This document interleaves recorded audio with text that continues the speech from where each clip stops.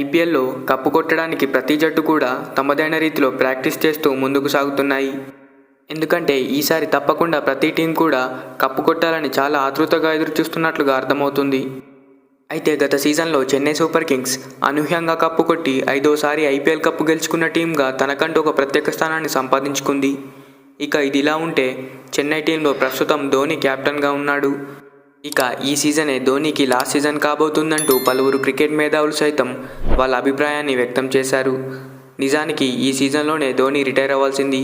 కానీ టీంకి సరైన కెప్టెన్ లేకపోవడం వల్ల ధోని ఈ సీజన్ని కంటిన్యూ చేస్తున్నట్లుగా తెలుస్తుంది.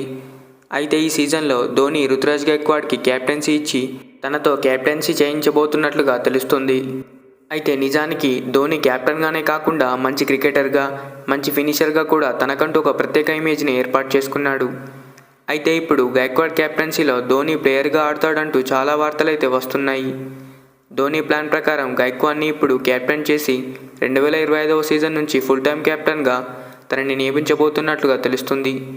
ఇప్పుడు కొన్ని మ్యాచ్లకు ధోని కెప్టెన్సీ చేస్తాడు. మిగతా కొన్ని మ్యాచ్లకు రుతురాజ్ గైక్వాడ్ కెప్టెన్గా మ్యాచ్లు నడిపించే విధంగా ప్లాన్ చేస్తున్నట్లుగా తెలుస్తుంది.